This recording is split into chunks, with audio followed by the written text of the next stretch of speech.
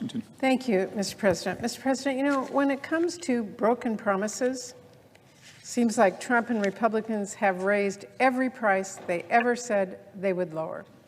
Costs on groceries, with Trump's sweeping tariffs, the largest tax increase on working families in American history. They sent energy costs higher by canceling clean energy projects. They sent gas prices skyrocketing by starting a new war in the Middle East. And they let healthcare premiums skyrocket for patients, doubling, tripling, and more through sheer indifference. And now, desperate to avoid the wave of angry voters who Republicans had promised lower prices and no new wars, Republicans are even going to raise the cost of voting, because their Save Trump Act would nickel and dime Americans who are just trying to vote, but have to slog through one new Republican roadblock after another. Under a Republican's bill, one of our citizens' most basic freedoms now comes with a price, and it comes with a lot of brand new hurdles that serve no purpose but to trip people up. Some folks will have to shell out for a copy of their birth certificate. Some will have to get a passport, and that's $165, by the way. Some folks will have to travel hours away to register in person, costing time and travel fare, or maybe gas costs, which Trump is now sending through the roof. And that is not the half of it. Just consider all the people who will face new challenges just to vote for no good reason. If you are a student who just moved to start college, Republicans will make it harder for you to vote. Because if this bill passes, you will need to show a photo ID and proof of citizenship in every single state. But a student ID won't count. Many tribal IDs also won't be enough under the new Republican restrictions. If you are a married woman who changed her last name, like me and the overwhelming majority of moms across the country, Republicans will make it harder for you to vote, because you would now have to bring an ID, proof of citizenship, and some additional paperwork showing your name change. That could affect 70 million people. If you are a senior who just moved into a new nursing home and has mobility issues, Republicans will make it harder for you to vote, because you can no longer just register online or by mail. You now have to show up in person to show your papers. Voting will also be harder for rural families, far from any place where they could show their papers and register in person. In Washington State, we have a lot of families who might have to take a ferry just to register to vote. Or heaven forbid, you're someone living abroad, maybe working for an American company or working at a nonprofit or even serving our nation as a diplomat. You might just have to buy a flight all the way back home so you can register. And the inconvenience doesn't stop at registration, because Republicans will make voting by mail harder for everyone as well. They are going to require you to photocopy your ID when you apply for that mail-in ballot. And then they are going to require another photocopy when you send in your mail-in ballot. At least as long as Trump doesn't get his wish to scrap mail-in voting altogether. And if you are someone who doesn't know where your birth certificate is, or doesn't have easy access to it, or if you are one of half of Americans who doesn't have a passport, that's 146 million people, you're going to have to pay fees and fill out a lot of paperwork. And what is the Republican plan for when the State Department gets flooded with record-breaking number of passport applications, by the way, because there is no money for surge capacity in this bill? What are Americans supposed to do when their paperwork gets delayed for weeks on end, or heaven forbid the president just slow walks it? And by the way, under the Save Trump Act, there's a perfectly awful chance that you do everything right and still get robbed of your vote by Republicans, because this bill pushes states to rely on a DHS verification tool that just frankly is a dumpster fire. States that have tried this got results with huge errors, where DHS was wrongly saying many citizens were not citizens. The Trump administration tool has already wrongly advised states to purge lawful voters from their voter rolls. But the biggest problem with this bill goes to its roots, because the biggest problem is that Republicans' whole premise is built on a lie.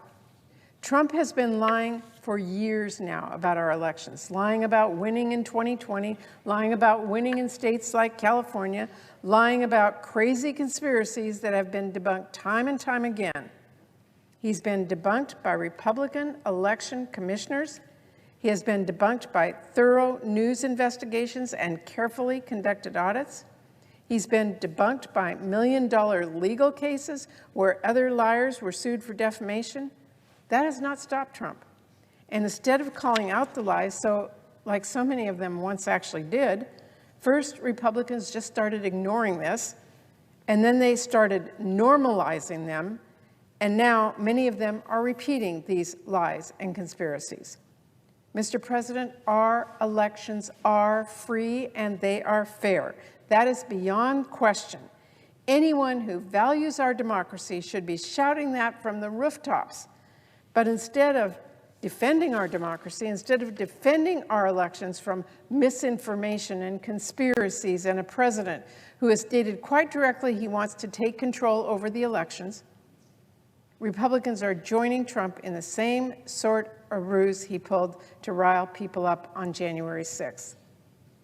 The biggest fraud here is Republicans who know their agenda is unpopular, Republicans who know that when entrusted by the voters to fulfill their promises, all they have done is break them, raising prices, starting new wars.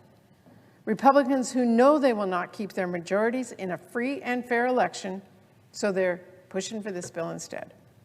Mr. President, this is not how elections work. This is not how America works. In this country, we fight for change with our voices and our votes. And if Republicans think for a second Democrats will let them take away people's votes, they better buckle up, because you can bet we will use our voices to block this bill for as long as it takes. Thank you, Mr. President. I yield the floor. President. Senator from Minnesota. Mr. President, I rise today to join my colleagues in standing up to protect Americans' constitutional right to vote and to fight back against this administration's most recent attack on access to the ballot box.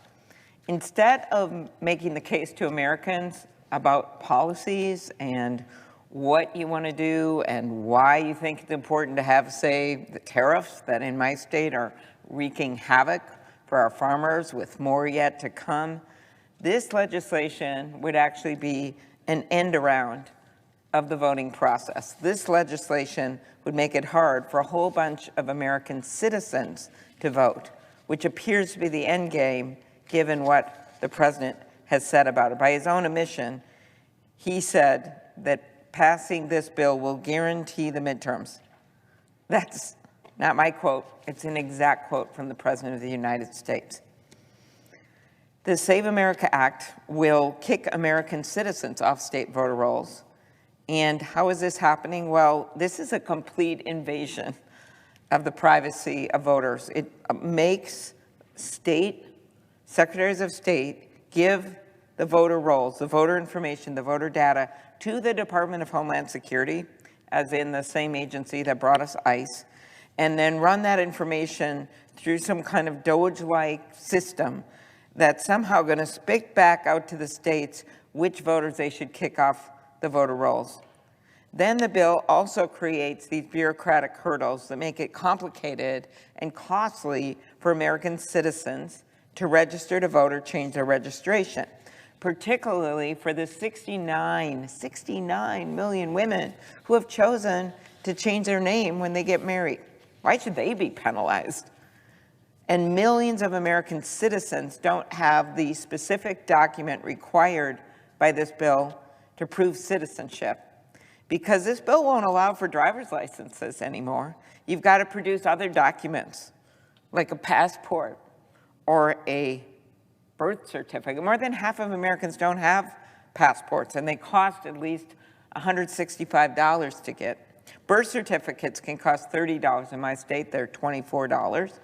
And they can take tons of in-person time to obtain. Anyone that's ever had that experience, maybe for some other purpose, that you have to get your birth certificate, that's not always as easy as people think. And this bill also requires people to register to vote in person at their election offices, effectively ending proven and popular methods of registration used by millions of Americans in Democratic and Republican-led states all across the country, like online and mail-in registration. This would be a significant barrier for registration for millions of voters, especially for people in rural areas who have to drive hours to get that registration completed now. Rural Americans in many places would be forced to travel an average of about 4 hours round trip, and some voters in Alaska and Hawaii would be forced to take a flight just to register in person. This bill creates chaos, but maybe that's not the motivation of some of my colleagues. But I do believe it's the motivation of the president, who basically said, quote, "It will guarantee the midterms." It's designed to make it harder for American citizens, certain American citizens, to vote. It's designed to undermine mail-in voting and lay the groundwork for this obsession that the president seems to have with banning mail-in voting, while in some states it is actually the prevailing way that people vote, including a number of red states, as the presiding officer is aware.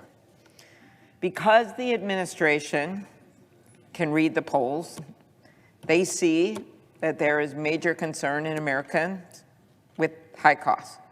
So instead of maybe passing a different bill, which we could call the Save America's Money Act, which would be doing something about these gas prices, when we know what's happened now, gas prices are up 30 or 40 dollars a barrel, $30 to $40 a barrel, and every $10 an increase for a barrel of oil is a $450 a year increase for the average American family.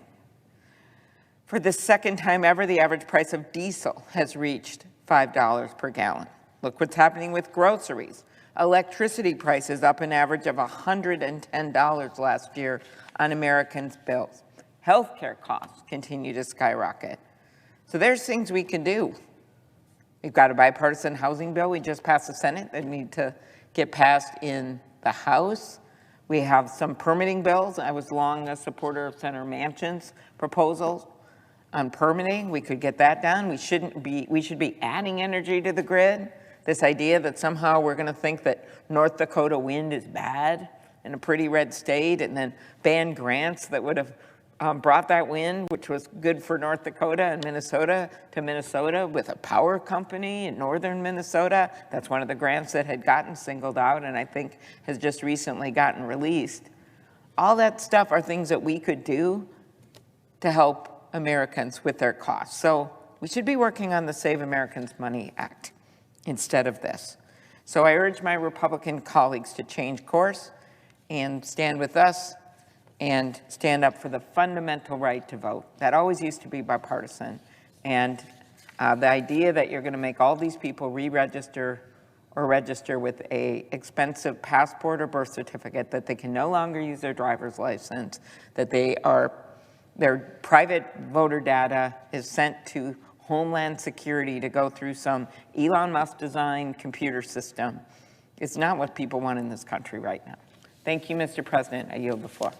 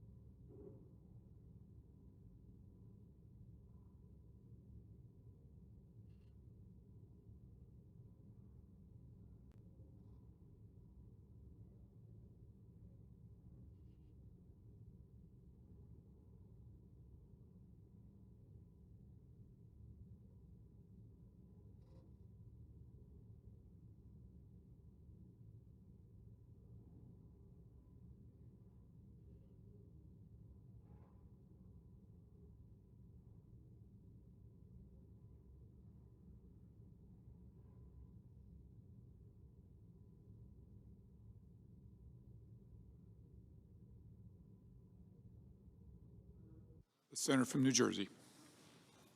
Mr. President, the average price of a gallon of gas in New Jersey right now is $3.68. A month ago, it was $2.94. In that month, we've started a war with Iran, a war that this administration doesn't have a plan to end, a war that has cost 13 American lives and has injured hundreds of others. That is putting America's reliability as a partner further in doubt and driving up costs across the board at a time when costs are already too high for most Americans. Now, what are we doing about this crisis and trying to address it? What are we doing to drive down the costs that the American people are demanding that we take on? What are we doing to make it easier for Americans to pay their bills and to be able to provide for their families? We are here on the Senate floor today debating a bill that Donald Trump wants because he's afraid. He knows that he's at the weakest point of his presidency. His approval numbers are way down, and in a little more than 230 days, voters will go to the ballot box for the midterm elections. So instead of working to lower costs, instead of ending this war and getting gas prices down, instead of focusing on working families, Donald Trump has Senate Republicans here to peddle a bill because, in his words, quote, it'll guarantee the midterms. A bill, by the way, that, again, to quote Donald Trump, says, quote, supersedes everything else.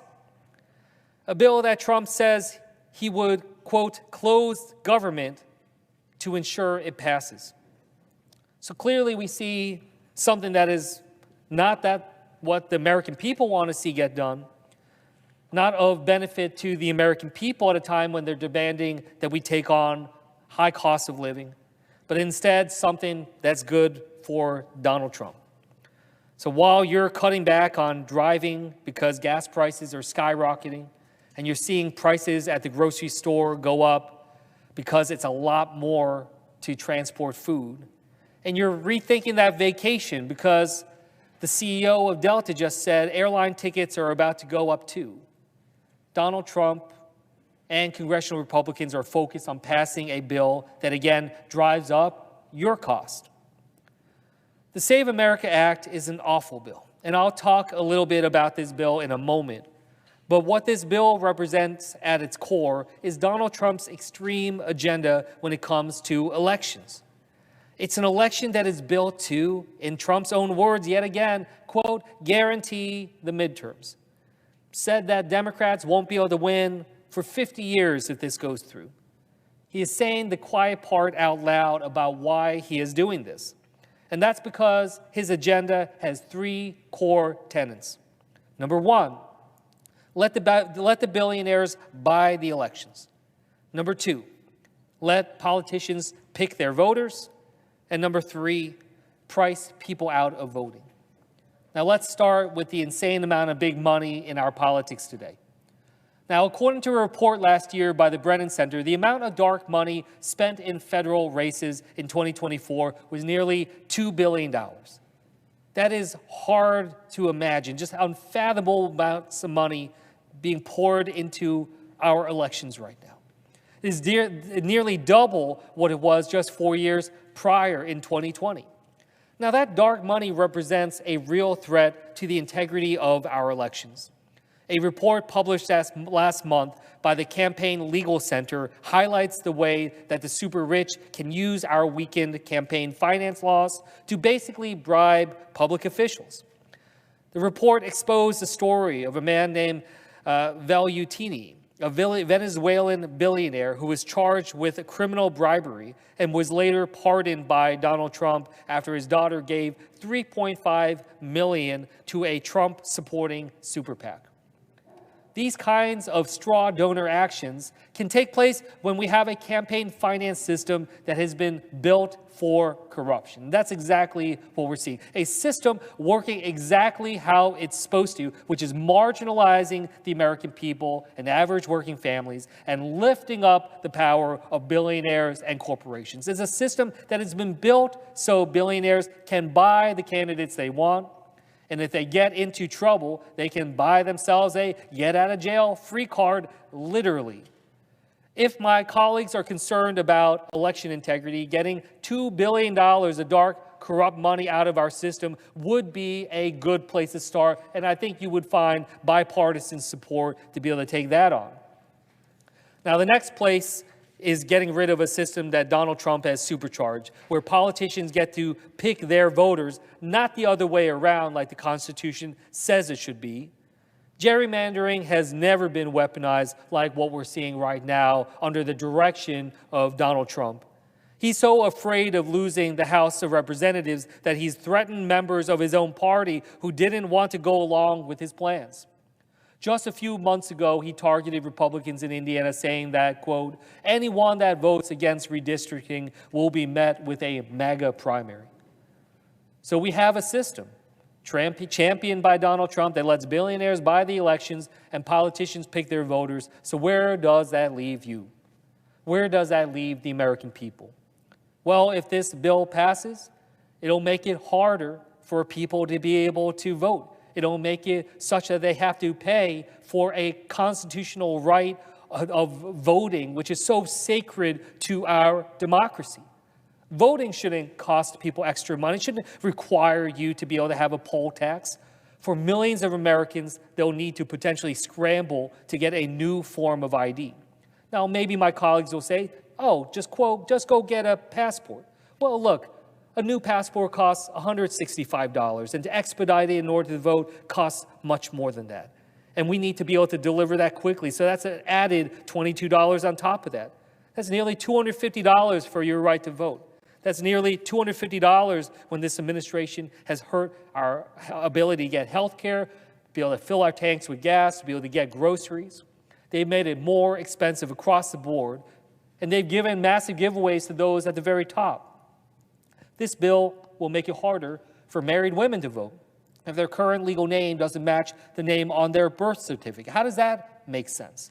And it will make it harder for seniors and young people to vote by throwing up new restrictions on mail-in voting, requiring seniors and others to have to go and register in person when they haven't had to do that before. Why is it that we are trying to make it so hard for Americans to be able to vote? But then you realize that's the point. That's actually the point of this all. Trump wants it to make it harder for you to vote and make it easier for him to have his bidding. Why else did we see this happening right on the tail of so much of what he was doing and pushing gerrymandering so blatantly against our Constitution and our laws? Trump wants to make this more expensive for Americans to vote because that makes it easier for him and his supporters and his donors to be able to buy their way to power. He wants congressional Republicans to cease doing anything else and pass this bill so he can, quote, guarantee the midterms. Well, that's not what the American people want. They want a choice. It is their choice. They are supposed to be in the driver's seat of their democracy. The American people want our election to be secure. I want our elections to be secure. I want to make sure that voters can have full faith in our electoral process. I've been fighting for years to get dark money out of our politics, to reverse Citizens United, which I believe is going to go in the history books as one of the most dangerous moments of our democracy that has unleashed a torrent of dark money and problems and this nightmare that we're seeing ourselves in. I've been fighting to end the practice of letting politicians pick their voters since my first day here on the House side, and I even stood up to my own party in New Jersey by suing to fix a broken ballot that let power players pick candidates, not voters. This is not about partisanship. This is about delivering for the American people and preserving their ability to be able to drive our democracy. We have real work that we can do to make our elections safer, get rid of this dark money, and make sure the voters get to pick their politicians. But that's not the bill that we have before us. That's not the bill that Donald Trump is pressuring my colleagues here to push through. Instead, this bill is a distraction for Donald Trump's failures and a desperate attempt to compensate for the power he sees slipping away right between his fingers. We can't let him do this. We can't let him distract us from the real problems our constituents are facing today. $3.68 a gallon in New Jersey for our gas. Let's put an end to this distraction. Let's stop doing Donald Trump's bidding to hold on to power and do what we're supposed to do, which is focus on what the American people want, which right now is so clearly about lowering prices that they see skyrocketing every single day. That's what we're here for, and that's what they want us to do. Thank you. I yield back. Senator from Virginia. Thank you, Mr. President. Let me, first of all, thank my colleague and friend, the senator from New Jersey, who I think has brought a fresh voice, incredible energy, somebody who's got a history as well of working extraordinarily well in national security issues. And I agree with virtually everything he just said. This is a bit of a distraction. And I think part of the reason it's a distraction, Mr. President, is that at the end of the day, this president has frankly refused to acknowledge that the American people's will in 2020 was not to rehire him. He cannot accept the legitimate outcomes of the 2020 election. Despite officials from his own administration calling the 2020 election the most secure in American history, the president continues to promote unsubstantiated claims of voter fraud. And that's after investigations from multiple courts and states' attorneys generals and election officials from both parties strongly declaring that there was no evidence to support allegations of substantial fraud. Simply put, the 2020 elections were certified, litigated, and affirmed. And tomorrow we're going to hear from some of the intelligence officials as our committee takes on the worldwide threat assessment, where unfortunately senior intelligence officials seem to be still focusing on relitigating the 2020 election rather than making us safe for 2026 and 2028. Because the truth is, after all these years, the president and his allies haven't been able to find any evidence of legitimate voter fraud in past elections. As a matter of fact, there have been studies ad nauseum that shows millions and hundreds of millions of votes, yet the number of people that were undocumented who voted by mistake were in the single digits. Now, they're looking forward to the effort that's on the floor right now towards suppressing wrongfully influencing future elections through this so-called Save America Act. Again, I know the presiding officer and my friend from Wisconsin and others are going to say I'm going to go over the top. So let me just try to use the president's own words. The president's own words, and historically, I know the presiding officer comes from Utah, which has got a proud history of states' rights and local control. But the president's own words, he wants Republicans to, quote unquote, take over election administration, going as far as to say Republicans ought to nationalize the voting. If there's ever an Alice in Wonderland, up is down and down is up, that's what's happening. And again, and I don't know if this comment led to her firing, but before he fired her, the president's DHS secretary, Kristi Noem, pushed for the passage of the Save America Act while stating that her goal is to have the right people voting so we can elect the right leaders.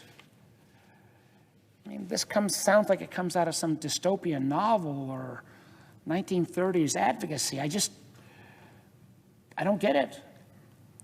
We all know that the strength of our democracy depends on voter participation and access to the ballot box. I've been doing this, I guess, long enough that I remember when things like motor voter and let's make it easier to register were all bipartisan. And unfortunately, contrary to the name of the Save America Act, this legislation undermines the very foundations that it claims to protect. This bill would impose sweeping requirements that will make it extremely difficult for eligible voters to participate in our democracy. New voters, married women, service members will face additional hurdles when registering to vote. That's because under the Save America Act, Americans who have voted for years, who've got no question about their citizenship, would have to go back and provide documentary proof of citizenship to register to vote in federal elections. And let me say at the front end, I support voter ID. We have voter ID in Virginia. I don't think you should be able to vote without showing a legitimate ID. But under this bill, that so-called reasonable policy would put in place requirements that are so stringent that it would mean if you don't have access to the right documentation, like a passport, you won't be able to vote for the President of the United States. The truth is, according to the U.S. State Department, only half of all Americans possess a passport. That means if this bill passed, half of all American citizens would not be able to provide one of the primary acceptable forms of documentation that would be required to vote under the SAVE Act. Additionally, under this bill, states will be barred from accepting online and mail-in voter registration unless the applicant also presents proof of citizenship in person. You know, so somebody who made the choice to change their name, who's now 85 years old and has got to go back and find a birth certificate or get a passport, and then has to show up in person to kind of get registered again, even though she's been voting for the last 50 years with no question about her citizenship. This effectively, frankly, guts online and mail-in voter registration process that are available across many states, creating, I think, an unnecessary burden for all voters, particularly rural voters, senior citizens, and individuals with disabilities. And disproportionately, I see my friend from California here, it has been states in the West, whether it is Oregon or California or Utah, that have used these tools to get more people involved. The fact is, these efforts don't make our elections more secure. All this does is disenfranchise millions of eligible voters. You know, my view is the goal of the SAFE Act is more about cutting out voters and suppressing the vote than it is about saving anything going forward. Now, we're having this debate, and we're going to probably go through lots of procedural antics that most folks won't understand. I just wish that my Republican colleagues would come back to what I think we should be spending all our time on. If we're going to spend all night, let's focus on funding TSA, FEMA, CISA, the Coast Guard. And frankly, I believe we need to fund all the folks at Customs and Border Patrol who aren't assigned to Interior immigration enforcement. So last week, Senator Murray and Senate Democrats attempted to say, hey, we got to debate about ICE. We got to debate about some of the CBP people who are doing domestic enforcement. If we can't come to an agreement there, let's fight over that. But let's not make sure that we hold all of these other folks hostage. Unfortunately, my colleagues, Republican colleagues, blocked 5 separate bills offered by Senate Democrats that would fully fund all of the components of DHS. And particularly, I think about our hardworking TSA officers who, thank goodness, you know, they did get a paycheck on March 12th with a partial paycheck, but now they're going unpaid. And the amazing thing is, this is kind of a crisis that doesn't need to be a crisis. The fact is, last July, my Republican colleagues voted to give Department of Homeland Security a slush fund worth nearly $170 billion. Of that funding, $75 billion was a blank check to ICE, providing the agency with a budget larger than most global militaries. I actually think the ICE budget is now bigger than the French military. I know it is bigger than the FBI's budget. You know, the truth is that $75 billion could actually fund ICE for the next 7 years without any additional appropriations. Now, I'm here today because myself and my Democratic colleagues are fighting to ensure that all the funding that is used for immigration enforcement will be no longer used in inappropriate ways. I think even most of my Republican colleagues have acknowledged that what happened in Minneapolis kind of went off the rails, that we're seeing ICE agents literally abuse and brutalize Americans and disrespect basic human dignity. You know, the unfortunate thing is, under this administration, ICE has been turned, frankly, into kind of a secret police that I believe has waged enormous violence against Americans. I know in my state that of the daily quota of people they have to pick up, 80 to 85% have never violated any other law than coming into the country, and most of them are going through an amnesty process that was set up. You know, we have seen the images of ICE ripping apart families, you know, arresting moms as they drop off kids to daycare. Matter of fact, I know that I tried to go do some oversight, part of my job. It took us a lot of hoops to get through to even do that oversight. I believe because of these actions, all our citizens are less safe. So we've got to do meaningful reforms to ICE. I don't think they're outrageous, like requiring body cameras, making sure that immigration enforcement officers show their face and identify themselves, and making sure that there's proper training in upholding traditional use of force standards. These are the same requirements that my local law enforcement have to deal with every day and for years. These aren't new. These are common sense, basic accountability measures that I said that our state and local police abide by, because that's how you keep communities safe. Unfortunately, so far, the White House doesn't seem to see it that way. They continue to drag their feet on negotiations at the expense, frankly, of TSA, FEMA, Coast Guard, Customs and Border Patrol, not folks doing interior enforcement, not getting paid. That doesn't make any sense. Matter of fact, we've even seen tools where in the last shutdown, the administration didn't decide to cut off global entry or TSA pre-check, because those are actually funded by separate fees, but suddenly they decided to amp up the political pressure and close off those programs. Now, thank goodness, because of pressure from the public, the Trump administration reversed course and restarted the global entry program. But it should have never been suspended in the first place. You know, we got to get these folks paid. Take yes for an answer. Take yes for an answer. As I pointed out earlier, $75 billion for ICE. You know, it's not going to stop.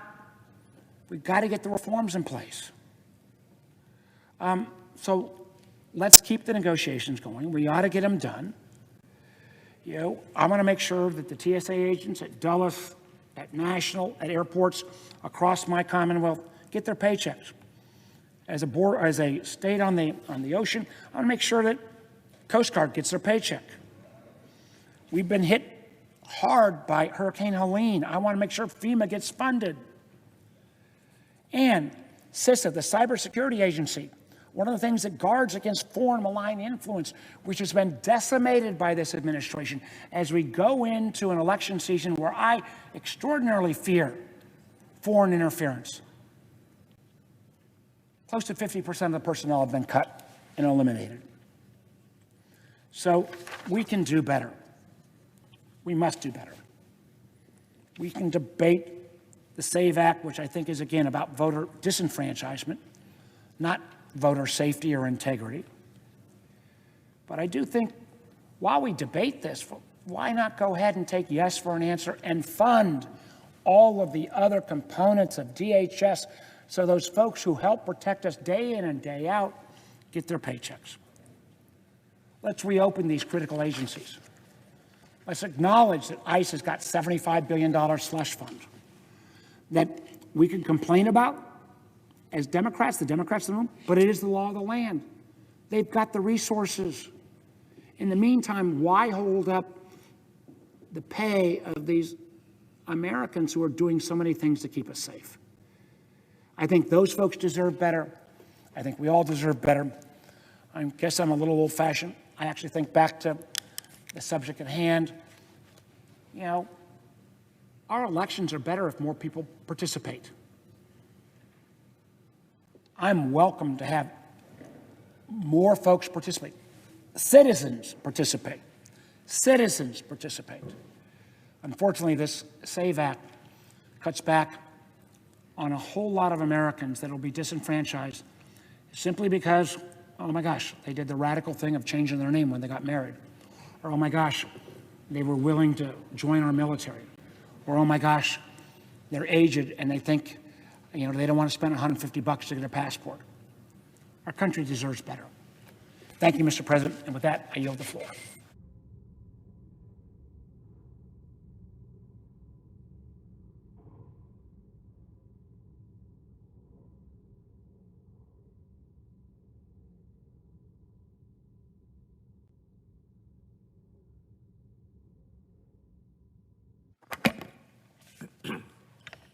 Mr. President. Senator from California.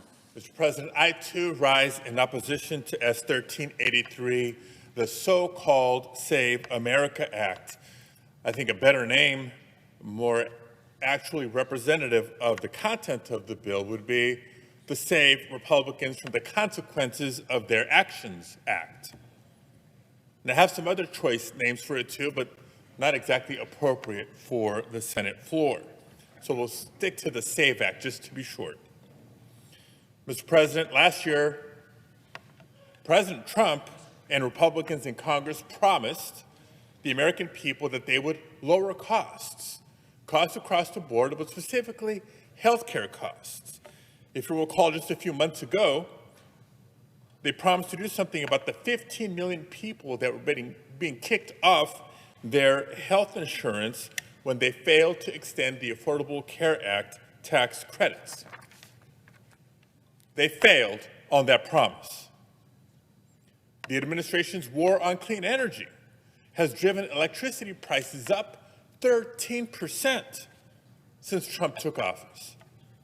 So much for all of the above energy strategies, so much for energy dominance. The price of oil is up 40%, and gasoline is up 25% and rising in these few short weeks since Donald Trump initiated an unauthorized war on Iran. That's the largest single month increase in gas prices since Hurricane Katrina, just for context. Now, I don't need to tell you all that many people are struggling with the rising cost of rents or their mortgages, while the Speaker of the House reportedly told House Republicans that the president thinks, quote, no one gives a bleep about housing. Well, President Trump, listen to this. 76% of renters and non-homeowners asked in a recent poll by the National Association of Realtors that they don't think they'll ever be able to afford to buy a house. This Senate at least passed the bipartisan Road to Housing Act last week. And if our colleagues in the House got their act together, that bill has the potential to do a whole lot of good.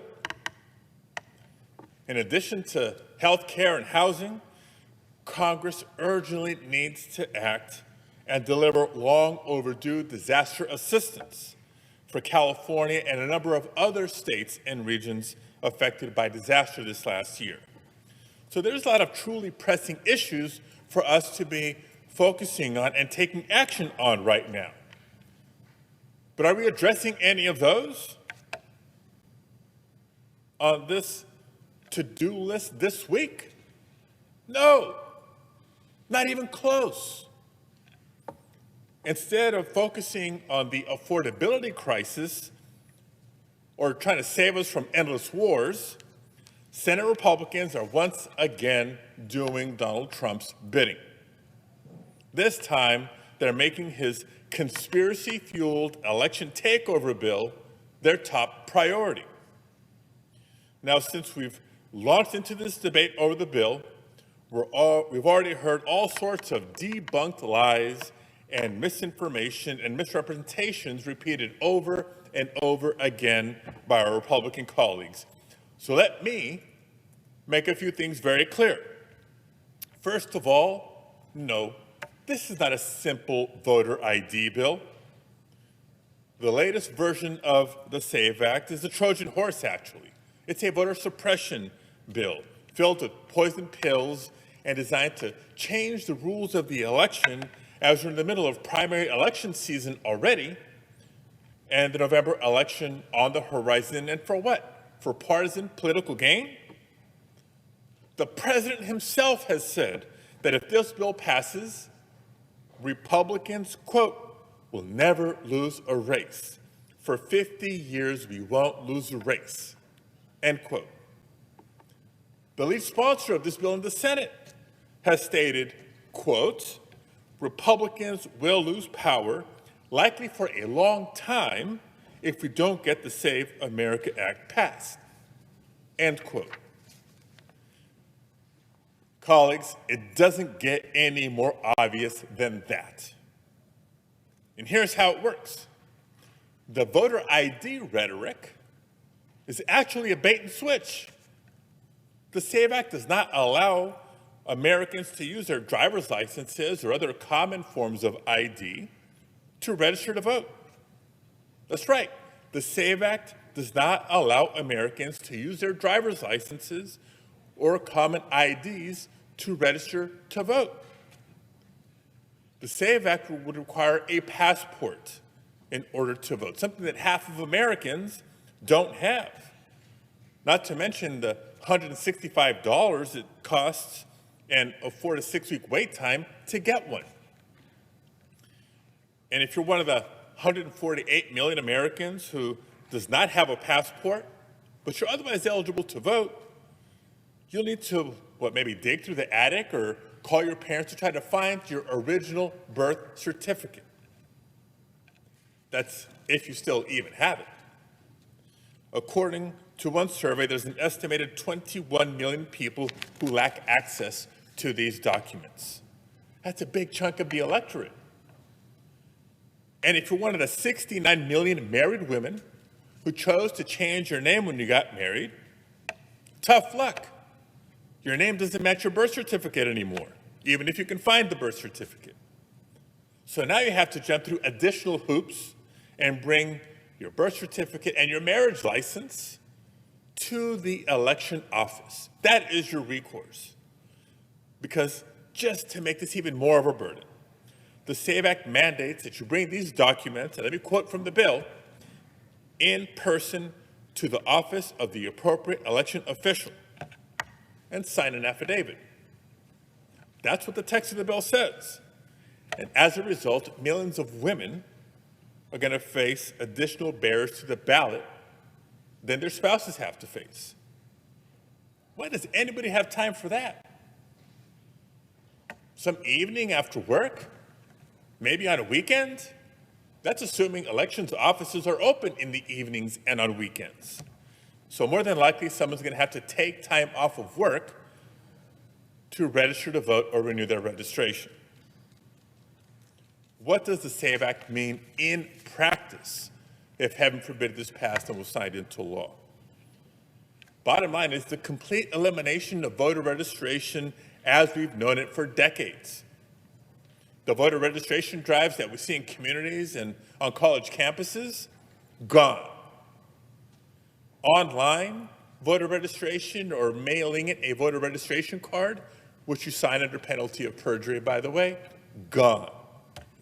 Motor voter. Do you remember that element of the 1993 National Voter Registration Act that was passed with overwhelming bipartisan support of Congress, creating an opportunity to register to vote when you're doing your business at the Department of Motor Vehicles? That too, gone or thrown into chaos. It seems like the goal is actually very, very clear. Let's eliminate opportunities for people to register to vote and have their voices heard in the elections. Now, all of that was in the original SAVE Act, which thankfully this Senate had the good sense to not even take up. But this new version of the bill that is now before the Senate, we know was rushed through the House of Representatives and now seems to be rushed through the Senate without a single hearing. And this version is even worse. How can it get worse? Folks, you're going to love hearing this. This bill mandates that all 50 states share their confidential voter roll information with Trump's Department of Homeland Security. That's right. Let me say that again. Every state would be required to hand over confidential voter data to Trump's Department of Homeland Security, which, by the way, does not run elections. If they have any role in elections, it's to assist state and local governments with cybersecurity, but they're backtracking on that responsibility. By the way, this is the same Department of Homeland Security which has been found in violation of 200 court orders since December alone, just in Minnesota alone. And this is who the SAVE Act would entrust to take over voter list maintenance for every state in the nation? For what purpose? So that political appointees of this administration can go through the lists, again, every voter in every state, and order people that were on the voter rolls to be purged from those lists. This isn't a hypothetical, folks. The fact is they're already test driving this power with states who are choosing to cooperate. At least 12 states have provided the full statewide voter registration lists, including driver's license information and Social Security information. They either did it voluntarily or they succumbed to the political pressure by Donald Trump.